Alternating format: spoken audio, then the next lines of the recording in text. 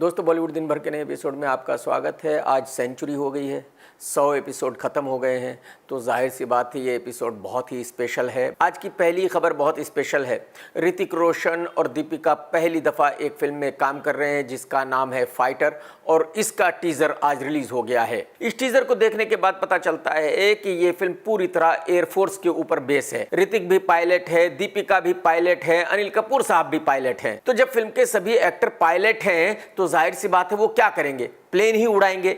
तो बस पूरे टीजर में प्लेन ही उड़ाया जा रहा है। मैं आपको ये भी बताना चाहूंगा कि एक इंग्लिश फिल्म है जिसका नाम है टॉप गन, और उसमें भी बिल्कुल ऐसा ही दिखाया गया है कि भाई प्लेन उड़ रहे हैं, उड़ रहे हैं, उड़ रहे हैं। मैं यहां आपको ये बताना चाहूंगा कि जो इस फिल्म का डायरेक्टर है सिद्धार्थ आनंद, वो बहुत ही बड़ा कॉपी मास्टर है। वो इंग्लिश फिल्मों के सीन की कॉपी करता है और एक नई फिल्म बना देता है। लेकिन एक कहावत है कि नकल को भी अकल चाहिए, तो इस लड़के में अकल तो है, तभी तो ये नकल करके भी अच्छी फिल्म बना लेता है। तो इस टीजर को देखकर बहुत सारे लोग यही कह रहे हैं कि ये तो सिद्धार्थ आनंद ने टॉप गन को पूरा छाप दिया है। आप लोगों को पता ही है कि एक वक्त वो भी था जब ऋतिक और कंगना बेस्ट फ्रेंड्स हुआ करते थे, यानी कि गर्लफ्रेंड बॉयफ्रेंड हुआ करते थे अगर कंगना दीदी की माने तो जाहिर सी बात है दोनों का मेंटल लेवल एक जैसा है, दोनों एक ही तरह सोचते हैं। तो इससे पहले कंगना की फिल्म आई थी तेजस, उसमें भी कुछ ऐसा ही था कि कंगना बस प्लेन उड़ाए जा रही थी। और फिल्म फाइटर का टीजर देखने के बाद भी यही पता चलता है कि इसमें भी सब लोग प्लेन उड़ाए जा रहे हैं।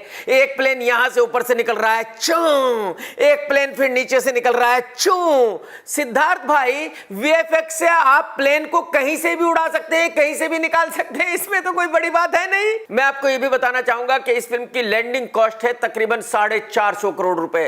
तो अब आप अंदाजा लगा सकते हैं कि कितनी महंगी फिल्म है और इस फिल्म को कितना बड़ा बिजनेस करना पड़ेगा हिट होने के लिए। ये टीजर देखने के बाद मैं ये कह सकता हूं कि या तो इस फिल्म में प्लेन उड़ेंगे और या तो ऋतिक और दीपिका के हॉट सीन दिखाए जाएंगे, जैसे कि एसआरके और दीपिका के थे पठान में। आप जरा ये फोटो देख लीजिए दीपिका और ऋतिक का, जो फाइटर से लिया गया है। मैं आपको यह भी बताना चाहूंगा कि फिल्म नहीं है बल्कि पूरी तरह प्रोजेक्ट है, और मैं जल्दी ही इस फिल्म का प्रोजेक्ट रिपोर्ट भी रिलीज करूंगा। तो ये टीजर देखने के बाद मैं ये कह सकता हूं कि इस फिल्म में कहानी बिल्कुल नहीं होगी, बस प्लेन ही प्लेन उड़ाए जाएंगे या सेक्सी सीन दिखाए जाएंगे। तो इस फिल्म का सुपर डुपर डिसास्टर होना तय है। दोस्तों, आज की दूसरी खबर है फिल्म एनिमल के बारे में।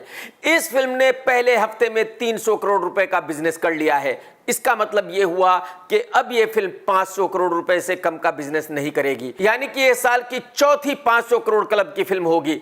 इससे पहले जवान, पठान, गदर 2 500 प्लस करोड़ का बिजनेस कर चुकी हैं। मैं आपको यह भी बताना चाहूंगा कि बॉलीवुड में सिर्फ यही 3 स्टार हैं, शाहरुख खान, रणबीर, सन्नी देओल, जिन्होंने 500 करोड़ क्लब की फिल्म दी है। इससे पहले यह कारनामा किसी ने नहीं किया, और मैं ऐसा मानता हूं कि गदर 2 एक तुक्का था, तो सन्नी देओल आगे कभी 500 करोड़ क्लब की फिल्म दे नहीं पाएंगे। लेकिन शाहरुख खान और रणबीर कपूर के बीच में कंपटीशन रहेगा, ये दोनों ही पूरी कोशिश करेंगे अपनी सक्सेस को रिपीट करने की। दोस्तों, आज की तीसरी खबर है जूनियर महमूद साहब के बारे में। 2 दिन पहले जितेंद्र साहब जूनियर महमूद को देखने गए थे और उनको देखकर रो पड़े थे, क्योंकि ये दोनों कई फिल्मों में साथ काम कर चुके हैं और बहुत पुराने दोस्त हैं। लेकिन कल फ्राइडे शाम को जूनियर महमूद साहब का इंतकाल हो गया है। ऊपर वाला उनको जन्नत में जगह अता फरमाए। दोस्तों, आज की चौथी खबर है बॉबी देओल की मां के बारे में। आप सभी को पता है कि फिल्म एनिमल में बॉबी के रोल की काफी तारीफ हो रही है, काफी लोग कह रहे हैं कि बहुत अच्छा रोल है।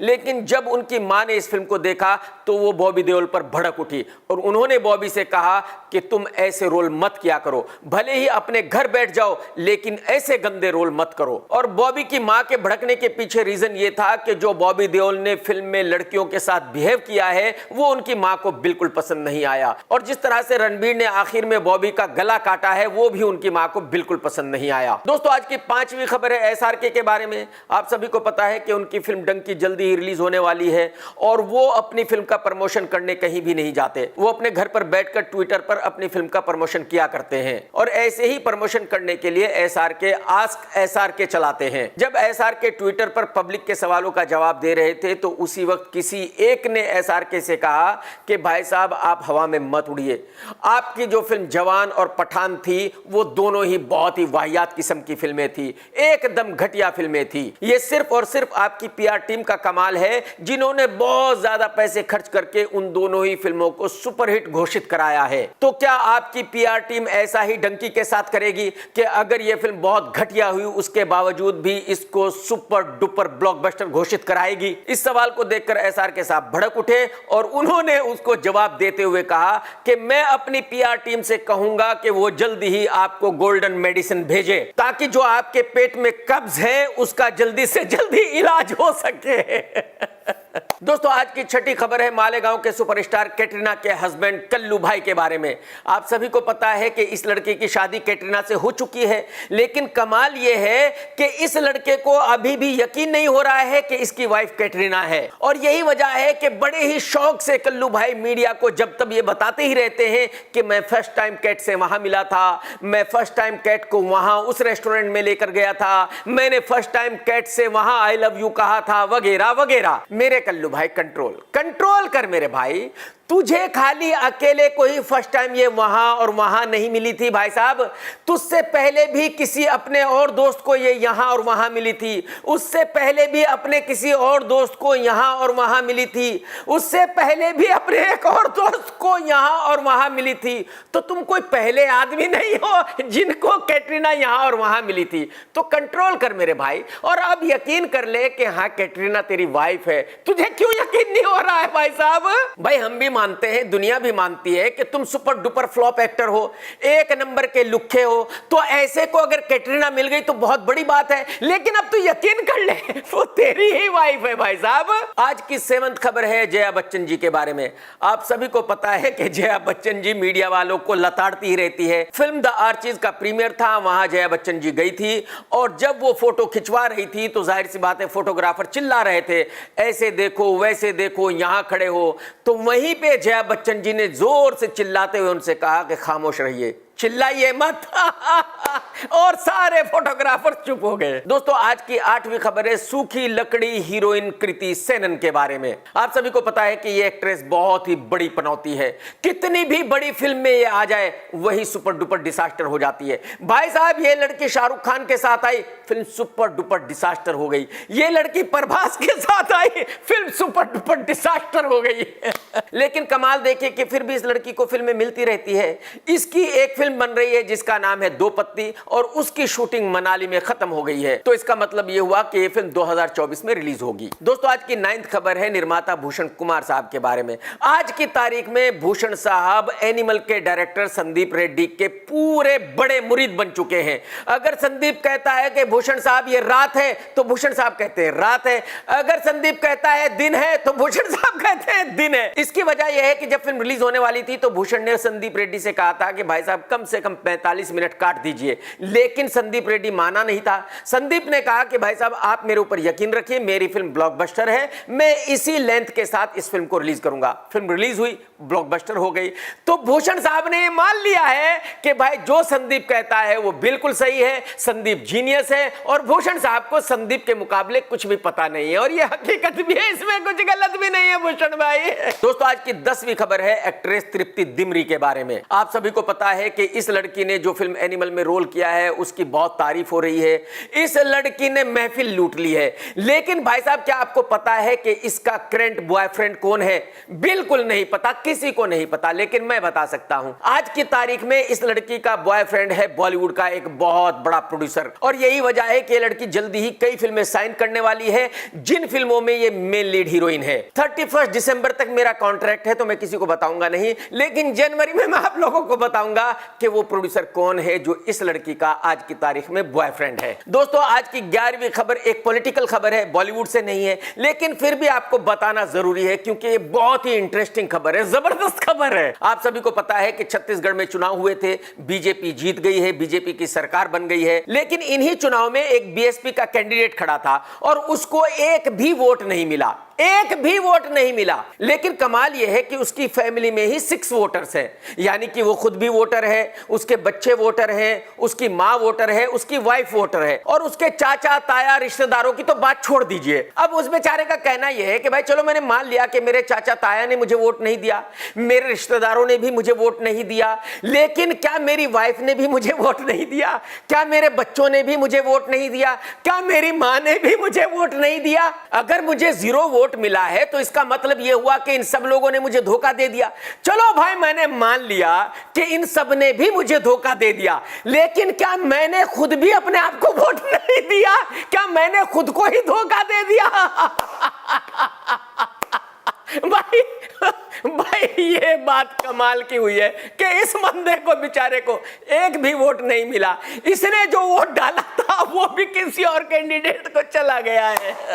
दोस्तों आज की 12th खबर है अमेज़न की बहुत बड़ी web series Indian police force के बारे में, जिसको डायरेक्ट किया है रोहित शेट्टी ने, और इस वेब सीरीज में है विवेक ओबेरॉय और शिल्पा शेट्टी। अमेज़न इस वेब सीरीज को दिसंबर में रिलीज करने वाला था, लेकिन अब दिसंबर में भी रिलीज नहीं कर रहा है। अब अमेज़न ने डिसाइड किया है कि 2024 में रिलीज करेंगे, लेकिन मुझे ऐसा लगता है कि ये 2024 में भी रिलीज नहीं होगी, क्योंकि जब अमेज़न वाले उसको बैठकर देखते हैं उनको गश आ जाता है, उनमें से कई लोग बेहोश हो जाते हैं, उनकी समझ में नहीं आता कि भाई इसको रिलीज करें तो कहां करें, लोग इसको देखेंगे तो कैसे देखेंगे। दोस्तों आज की 13th खबर यह है कि 2024 बॉलीवुड के लिए कैसा रहेगा। मेरे ख्याल में 2024 बॉलीवुड के लिए बहुत ही खराब रहेगा। उसकी वजह यह है कि बड़ी बड़ी फिल्में 2024 में रिलीज नहीं होंगी। शाहरुख खान की कोई फिल्म रिलीज नहीं होगी, आमिर खान की कोई फिल्म रिलीज नहीं होगी, सलमान खान साहब की कोई फिल्म रिलीज नहीं होगी, ऋतिक रोशन की सिर्फ फाइटर रिलीज होगी और कोई फिल्म रिलीज नहीं होगी, रणबीर कपूर की भी कोई फिल्म रिलीज नहीं होगी। तो यानी कि 2024 में सिर्फ 2 बड़ी फिल्में रिलीज होंगी, एक है ऋतिक रोशन की फाइटर और दूसरी है अजय देवगन की सिंघम 3। हां, अक्षय कुमार साहब की तकरीबन 5 फिल्में 2024 में रिलीज होंगी। उनमें से एक बहुत बड़ी फिल्म है वेलकम 3, एक है छोटे मियां बड़े मियां। तो मुझे ऐसा लगता है कि अक्षय कुमार साहब के पास पूरे चांस हैं कि वो 2024 में 2-3 बड़ी सुपर डुपर हिट फिल्में दें और पूरे साल में छाए रहें। अगर अक्षय कुमार साहब की 2-3 फिल्में हिट हो भी जाती हैं तब भी ऐसा मैं मानता हूं कि बॉलीवुड के लिए यह साल बहुत अच्छा साल नहीं रहेगा, क्योंकि आज की तारीख में इतने थिएटर्स हैं और उन थिएटर्स को चलाने के लिए साल में कम से कम 10-15 बड़ी फिल्में रिलीज होनी ही चाहिए। दोस्तों आज की 14th खबर है ओटीटी के बिजनेस के बारे में। आप सभी को पता है कि आज की तारीख में जितना बड़ा बिजनेस थिएटर्स का है उतना ही बड़ा बिजनेस ओटीटी का है, लेकिन मैं ऐसा मानता हूं कि 2024 में ओटीटी का बिजनेस भी बहुत सफर करेगा, बहुत ही खराब जाएगा। उसकी वजह यह है कि नेटफ्लिक्स और अमेज़न ने डिसाइड कर लिया है कि वो 2024 में किसी भी फिल्म को खरीदने वाले नहीं हैं। हॉटस्टार बिक चुका है जियो सिनेमा को, यानी कि जियो और हॉटस्टार एक कंपनी हो जाएगी। जी और सोनी का मर्जर हो रहा है, यानी कि जी5 और सोनी लाइव भी एक हो जाएगी। तो इसका मतलब यह हुआ कि मार्केट में सिर्फ 2 कंपनियां ही बचेंगी जो ओटीटी का माल खरीदेंगी, और जब बायर कम होंगे, सप्लाई ज्यादा होगी, तो जाहिर सी बात है प्राइस बहुत कम हो जाएगी, तो सभी फिल्में औने पौने भाव में ही बिकेंगी। दोस्तों आज की 15th खबर है फिल्म फाइटर के बारे में, जिसका टीजर रिलीज हुआ है। किसी ने इस फिल्म को पूरा देखा है और उसका कहना यह है कि इस फिल्म का वीएफएक्स बहुत ही ज्यादा खराब है। उस बंदे का कहना यह है कि फिल्म तेजस का वीएफएक्स इस फिल्म से 1000 गुना अच्छा था। उसका कहना यह है कि जो इस फिल्म का डायरेक्टर है सिद्धार्थ आनंद, वो सिर्फ पैसे बनाने पर लगा हुआ था। उस आदमी ने इस फिल्म से तकरीबन 150 करोड़ रुपए का प्रॉफिट बनाया है। मैं आपको बता दूं कि सिद्धार्थ आनंद ने ऑफिशियली अपनी डायरेक्शन फीस ली है इस फिल्म के लिए 50 करोड़ रुपए, और बताने वाले ये बता रहे हैं कि सिद्धार्थ आनंद कम से कम 100 करोड़ रुपए प्रोडक्शन में खा गया है, यानी कि प्रोडक्शन का बिल ज्यादा दिखाया है और काम घटिया किया है। दोस्तों आज की 16th खबर है निर्माता भूषण कुमार के बारे में। भूषण के पास तकरीबन 8 फिल्में बनकर काफी दिनों से तैयार पड़ी हुई थी, जिनको कोई भी खरीदने के लिए तैयार नहीं था, यानी कि ओटीटी कंपनीज भी खरीदने के लिए तैयार नहीं थी। लेकिन फाइनली किसी तरह भूषण ने ये 8 फिल्में जियो को बेच दी हैं और अब ये सभी फिल्में डायरेक्ट जियो पे रिलीज होंगी। दोस्तों आज की 17th खबर है वायाकॉम के बारे में। इसके मालिक है मुकेश अंबानी साहब और ये बहुत बड़ी कंपनी है, बहुत बड़ी बड़ी फिल्में बनाते हैं। इस कंपनी के सीईओ हुआ करते थे अजीत अंगारे। अभी भी हैं, लेकिन अब इस कंपनी में बॉस बनकर आ गए हैं उदय शंकर साहब। और जब उदय शंकर साहब स्टार के बॉस हुआ करते थे तो उदय शंकर साहब के असिस्टेंट वहां हुआ करते थे केविन वाज। अब उदय शंकर केविन को ले आया है वायाकॉम में, यानी कि अजीत अंगारे की जल्दी ही छुट्टी होने वाली है। दोस्तों आज की 18th खबर है फिल्म डंकी के बारे में। इस फिल्म की एडवांस बुकिंग ओवरसीज में चालू हो गई है और जबरदस्त एडवांस बुकिंग हो रही है। मैं आपको ये बताना चाहूंगा कि एसआरके बॉलीवुड का वो सबसे बड़ा स्टार है जिसकी ओवरसीज में सबसे बड़ी मार्केट है। शाहरुख खान की कोई भी फिल्म जितना धंधा इंडिया में करती है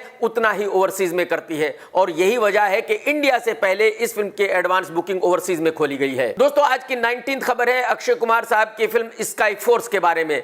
इस फिल्म को ऑफिशियली 2 डायरेक्टर डायरेक्ट कर रहे हैं और ये दोनों ही बड़े डायरेक्टर हैं, और बताया जा रहा है कि इस फिल्म का बजट तकरीबन 400 करोड़ रुपए होगा। दोस्तों आज की 20th खबर है मूंछों वाली हीरोइन रश्मिका के बारे में। आप सभी को पता है कि ये लड़की फिल्म एनिमल की मेन हीरोइन है, लेकिन कमाल यह है कि वाहवाही हो रही है तृप्ति धीमरी की, जिसका फिल्म में छोटा सा रोल है। यानी रश्मिका ने कभी अपने सपने में भी ऐसा नहीं सोचा होगा कि भाई फिल्म की मेन लीड मैं हूंगी और सभी देखने वाले मुझे गालियां देंगे, और जिस लड़की का फिल्म में छोटा सा रोल है तृप्ति का, उसको सभी लोग सराहेंगे और उसको सभी लोग सुपरस्टार कहेंगे। और दोस्तों ऐसा पहली दफा नहीं हुआ है बल्कि कई बार पहले भी हो चुका है। महेश भट्ट साहब की फिल्म नाम में भी कुछ ऐसा ही हुआ था। एक्चुअली फिल्म नाम को बनाया गया था कुमार गौरव को बड़ा स्टार बनाने के लिए। उस फिल्म के प्रोड्यूसर थे कुमार गौरव के फादर राजेंद्र कुमार साहब। कुमार गौरव की फिल्में चल नहीं रही थी और राजेंद्र साहब ने महेश भट्ट से कहा कि यार मेरे बेटे के लिए एक बड़ी फिल्म बना दे जिससे मेरा बेटा सुपरस्टार बन जाए। ये लोग उस फिल्म के लिए सेकंड हीरो की तलाश कर रहे थे।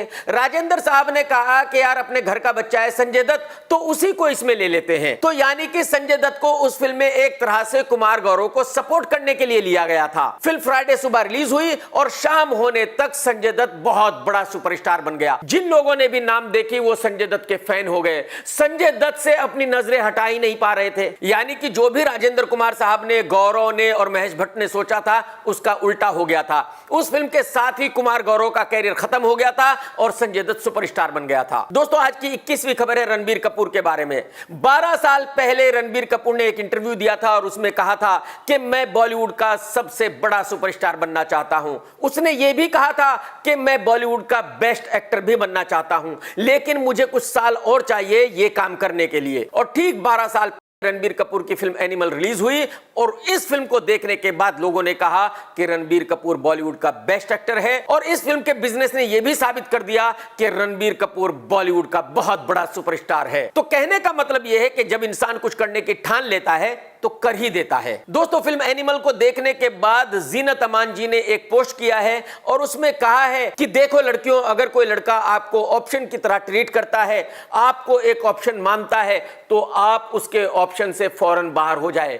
आप किसी भी लड़के को ये चांस ना दे कि वो आपको एक ऑप्शन की तरह देखे। और मेरे ख्याल में जीनत अमान जी का अपना पर्सनल एक्सपीरियंस है, उनके साथ भी जिंदगी में कुछ ऐसा ही हुआ है। दोस्तों आज की 23 खबर है फिल्म पुष्पा के बारे में। आपको पता है फिल्म पुष्पा बहुत बड़ी सुपर डुपर हिट हुई थी। उस फिल्म के हीरो थे अल्लू अर्जुन, और अल्लू अर्जुन का एक बेस्ट फ्रेंड दिखाया गया था फिल्म में जिसका नाम है जगदीश। इस एक्टर को पुलिस ने अरेस्ट कर लिया है। बताया यह जा रहा है कि इस लड़के का एक लड़की के साथ अफेयर चल रहा था, फिर ब्रेकअप हो गया, लेकिन ब्रेकअप के बाद भी इस लड़के ने उस लड़की को इतना परेशान किया, इतना तंग किया कि उस लड़की ने खुदकुशी कर ली, और एक लड़की को खुदकुशी करने के लिए मजबूर करने के लिए इस लड़के को अरेस्ट कर लिया गया है। मेरे ख्याल में यह बहुत ही ज्यादा घटिया हरकत है। अगर आपका किसी लड़की के साथ नहीं चल रहा है, ब्रेकअप हो गया है, तो बात खत्म हो गई भाई साहब। आप साले उल्लू के पट्टे क्रिमिनल क्रेजी किसी को फोर्स नहीं कर सकते कि वो आपको प्यार करे। दोस्तों आज की 24वीं खबर है कार्तिक आर्यन के बारे में। आप सभी को पता है कि कार्तिक एक फिल्म कर रहा है जिसको डायरेक्ट कर रहे हैं कबीर खान साहब और जिसके निर्माता हैं साजिद नडियाडवाला। इस फिल्म की शूटिंग पिछले 1 महीने से वाही में चल रही है और अगले 10 दिन में खत्म हो जाएगी, यानी कि दर्शकों को जल्दी ही कार्तिक की यह फिल्म देखने को मिलेगी। दोस्तों फिल्म एनिमल की चर्चा पार्लियामेंट में हुई है और आज की 25वीं खबर यही है। एक लेडी सांसद है रंजीत रंजन, उन्होंने फिल्म एनिमल देखी और उन्होंने संसद में पूछा कि भाई ऐसी फिल्म को सेंसर बोर्ड ने सर्टिफिकेट कैसे दिया जिसमें लड़कियों की बिल्कुल इज्जत नहीं की जा रही है, जिसमें इतना ज्यादा वायलेंस है, जिस फिल्म में इतनी मारधाड़ है। मैडम रंजन ने जोर देते हुए कहा कि ऐसी फिल्मों को सर्टिफिकेट नहीं दिया जाना चाहिए, ऐसी फिल्में समाज में बुराई फैला रही हैं, ऐसी फिल्मों को देखकर बच्चे बिगड़ रहे हैं, ऐसी फिल्मों पे लगाम लगानी चाहिए। अब ये तो मैं गारंटी से कह सकता हूं कि मैडम के सब कहने से ऐसी फिल्में रिलीज होना बंद तो नहीं होंगी, लेकिन हाँ ये जरूर है कि फिल्म एनिमल को और थोड़ी सी पब्लिसिटी मिल गई है। दोस्तों आज की 26वीं खबर है डेली ड्रामा करने वाली हिमांशी खुराना के बारे में। आप सभी को पता है ये लड़की बिग बॉस में आई थी, उसी बिग बॉस में आसिम रियाज था, इन दोनों का वहां अफेयर हो गया था और पिछले 4 साल से ये दोनों एक दूसरे के साथ रिलेशनशिप में थे। अब सुनाया गया है कि इन दोनों का ब्रेकअप हो गया है, लेकिन हिमांशी का कॉन्फिडेंस देखिए कि उसने एक स्टेटमेंट जारी किया और कहा कि दुनिया जान ले कि हमारा ब्रेकअप हो गया है। अरे मैडम जी माफ कर दो मैडम जी, ये किसको पड़ी है कि आप किसी के साथ हो या आपका ब्रेकअप हो गया है? किसको इस बात से कोई लेना देना है मैडम जी? मैडम जी आप यकीन कर लीजिए, दुनिया वालों की तो बात ही छोड़ दीजिए, आपके पड़ोसियों की तो बात ही छोड़ दीजिए, आपके पड़ोसियों के कुत्तों को भी इस बात से कोई लेना देना नहीं है कि आपका अफेयर किसके साथ है किसके साथ नहीं है। और दोस्तों मैं ये भी बता दूं, इस लड़की ने अपने स्टेटमेंट में कहा है कि भाई हम दोनों का रिलीजन अलग है इसलिए हम दोनों अलग हो रहे हैं। ये 4 साल के बाद मैडम आपको पता चला, 4 साल से आपको पता ही नहीं था कि उसका क्या रिलीजन है और आपका क्या रिलीजन है। अरे मैडम जी ड्रामा करना बंद कर दीजिए, कुछ नहीं होने वाला, आपको कोई फिल्म नहीं देने वाला, आप कितना भी ड्रामा कर लो। दोस्तों आज की 27वीं खबर है बॉबी देओल के बारे में। आप सभी को पता है कि फिल्म एनिमल में बॉबी के 3 सीन हैं और बॉबी तकरीबन 2 करोड़ रुपए खर्च कर चुका है मीडिया नेट में अपने रोल की वाहवाही कराने के लिए। देखिए बॉलीवुड में ऐसा ही होता है, जब कोई भी किसी फिल्म में आता है उसका रोल छोटा हो या बड़ा हो, वो कोशिश करता है कि उससे ज्यादा फायदा उठाए, तो मीडिया में दबा के पैसे बांटे जाते हैं कि ये कहे कि भाई उसका रोल फिल्म में बेस्ट रोल है। और यही बॉबी देओल के साथ हो रहा है, बॉबी देओल भी जमकर पैसा खर्च कर रहे हैं, लेकिन प्रॉब्लम यह है कि बॉबी देओल को इससे कोई फायदा नहीं होने वाला। उसकी वजह यह है कि जो बॉलीवुड वाले हैं वो तो जानते हैं कि बॉबी क्या कर रहा है, कैसे कर रहा है, कैसे पैसे खर्च कर रहा है। भाई बाकी के बॉलीवुड वाले भी ऐसे ही करते हैं, तो जाहिर सी बात है इस बात से उनको कोई फर्क नहीं पड़ने वाला कि मीडिया में बॉबी के बारे में क्या कहा जा रहा है। देखिए फिल्म में बॉबी के सिर्फ 3 सीन है।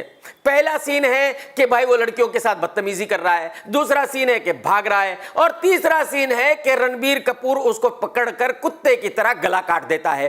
तो बताइए इससे बॉबी को क्या फायदा होने वाला है? अगर फिल्म में बॉबी की जगह कोई भी होता तो फिल्म इतनी ही बड़ी ब्लॉकबस्टर होती। ऐसा तो है नहीं कि भाई बॉबी है तो उसकी वजह से फिल्म ब्लॉकबस्टर हो गई, और ऐसा भी नहीं है कि इस फिल्म के बाद आदित्य चोपड़ा बॉबी को ढूंढता फिर रहा है, करण जौहर बॉबी को ढूंढता फिर रहा है, या साजिद नडियाडवाला बॉबी को ढूंढता फिर रहा है। ये लोग तो उसको काम देने वाले नहीं है, तो फिर अपने पैसे खर्च करके मीडिया में अपनी वाहवाही कराने से क्या होने वाला है बॉबी भाई? कुछ नहीं होने वाला, बात को समझो। दोस्तों आज की 28वीं खबर है KGF 2 के हीरो यश के बारे में। आप सभी को पता है कि KGF 2 को रिलीज होकर कई साल हो गए हैं, तब से इस लड़के ने कोई फिल्म साइन नहीं की है, किसी फिल्म का ऐलान नहीं किया है, क्योंकि इसको यह लगता है कि भाई इसकी अगली फिल्म भी KGF 2 जितनी ही बड़ी हिट होनी चाहिए। तो फाइनली इसने अपनी नई फिल्म का ऐलान कर दिया है जिसका नाम है टॉक्सिक। इस फिल्म को डायरेक्ट करेंगे गीतू मोहन दास और यह फिल्म रिलीज होगी 10 अप्रैल 2025 को, यानी कि तकरीबन 18 महीने लगेंगे इस फिल्म को तैयार होने में। अब देखने वाली बात यह होगी कि यश अपनी सक्सेस को रिपीट कर पाएगा या नहीं कर पाएगा। दोस्तों अगर आपने अब तक मेरा चैनल सब्सक्राइब नहीं किया तो कर लो, घंटी नहीं दबाई तो जरूर दबा दो। और भाई साहब अगर आपने ये वीडियो देखा है तो लाइक करना बिल्कुल मत भूलना और कमेंट्स करके जरूर बताना कि आज का एपिसोड आपको कैसा लगा। टेक केयर दोस्तों, tata bye bye, love you, जय हिंद, वंदे मातरम, सत्यमेव जयते।